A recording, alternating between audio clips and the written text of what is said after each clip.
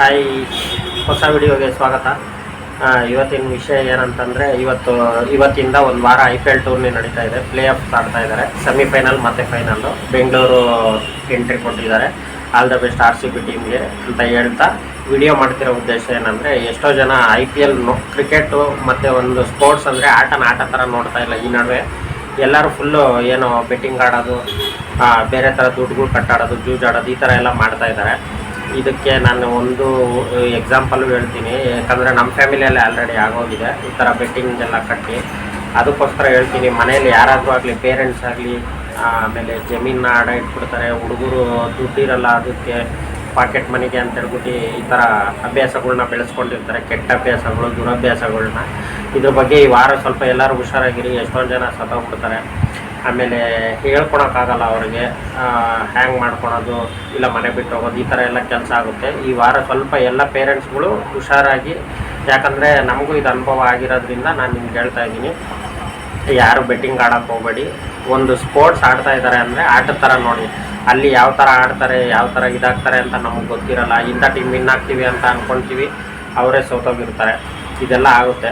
ಅದಕ್ಕೆ ಆದಷ್ಟು ಹುಷಾರಾಗಿ ನೀವು ಏನೇ ಇದು ಮಾಡೋಂಗಿದ್ರು ಪೇರೆಂಟ್ಸ್ಗಳಾಗಲಿ, ಆಮೇಲೆ ಗಂಡ ಹೆಂಡ್ತಿದ್ದೀರು ಸಪ್ರೇಟ್ ಇದ್ದರೆ ಗಂಡದಿರ ಮೇಲೆ ಸ್ವಲ್ಪ ಕಣ್ಣಿಡಿ.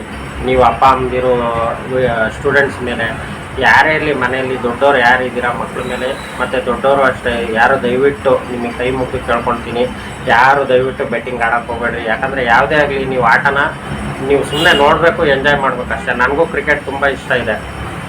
ಕ್ರಿಕೆಟು ರಿಪೀಟು ನೋಡ್ತೀನಿ, ಟೆಸ್ಟ್ ಇದ್ರೂ ನೋಡ್ತೀನಿ. ಆದರೆ ಇವತ್ತವರೆಗೂ ಒಂದು ದಿವಸ ನಾವು ಬೆಟ್ಟಿಂಗ್ ಆಡೋಕ್ಕೆ ಹೋಗಲ್ಲ. ಆಡ್ರಿ ಅಂತಲೂ ಯಾರಿಗೂ ಹೇಳಲ್ಲ. ಅದು ದಯವಿಟ್ಟು ಎಲ್ಲರೂ ತಲೆಯಲ್ಲಿ ಇಟ್ಕೊಳ್ಳಿ.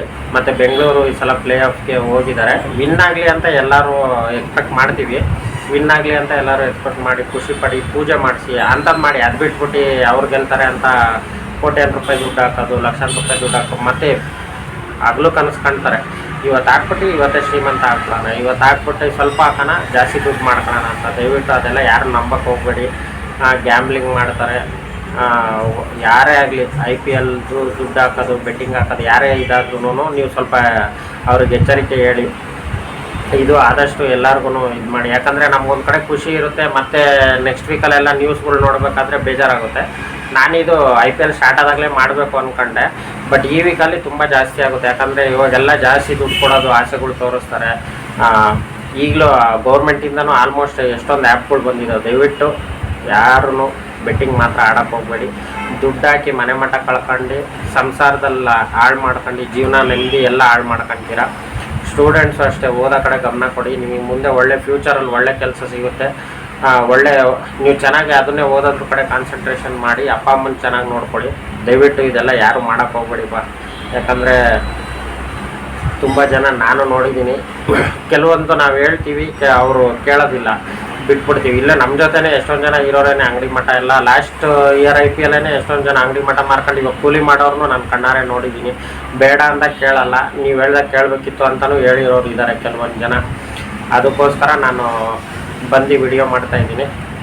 ಮತ್ತು RCB ಟೀಮ್ಗೆ ಆಲ್ ದ ಬೆಸ್ಟ್ ಹೇಳ್ತಾ ನಾನು ಈ ವಿಡಿಯೋನ ಮುಗಿಸ್ತೀನಿ. ದಯವಿಟ್ಟು ಯಾರೇ ಇರಲಿ, ಪೇರೆಂಟ್ಸ್ ಆಗಲಿ, ದೊಡ್ಡವರಾಗಲಿ, ಗಂಡ ಹೆಂಡತಿ ಯಾರೇ ಇರಲಿ, ನೀವು ದೊಡ್ಡವರಿರಲಿ, ಮನೆಯಲ್ಲಿ ಮಕ್ಕಳಿದ್ರೆ ಮಕ್ಕಳ ಕಡೆ ಗಮನ ಕೊಡಿ. ಯಾಕಂದರೆ ತುಂಬ ಈ ವಾರ ತುಂಬ ಹುಷಾರಾಗಿರ್ಬೇಕು. ನೆಕ್ಸ್ಟ್ ವೀಕಲ್ಲಿ ಈಗಲೇ ಹೇಳ್ತಾ ಇದ್ದೀನಿ ಫಸ್ಟ್ಗೆ, ನೆಕ್ಸ್ಟ್ ವೀಕು ತುಂಬ ಪ್ರಾಬ್ಲಮ್ ಮಾಡ್ಕೊತಾರೆ. ಅದಕ್ಕೆ ಆಲ್ಮೋಸ್ಟು ಎಲ್ಲರೂ ಅವ್ರಿಗೆ ಗೇಮ್ ನೋಡಲಿಬೇಕಾದ್ರೆ ಏನು ತೊಂದರೆ ಇಲ್ಲ. ಬಟ್ ಈ ಬೆಟ್ಟಿಂಗ್ ಆಡೋರು ಇವರೆಲ್ಲ ಸ್ವಲ್ಪ ಹುಷಾರಾಗಿರಿ, ಆಡೋಕ್ಕೆ ಹೋಗ್ಬೇಡಿ ದಯವಿಟ್ಟು ಅಂತ ನಾನು ಹೇಳ್ತೀನಿ. ಆಮೇಲೆ ಸ್ಪೋರ್ಟ್ಸ್ನ ನೀವು ಎನ್ಕರೇಜ್ ಮಾಡಿ, ಆಟ ಥರ ನೋಡಿ, ಓಕೆನಾ? ಬೇರೆ ಯಾವುದಕ್ಕೂ ಅವಕಾಶ ಕೊಡಬೇಡಿ. Thank you.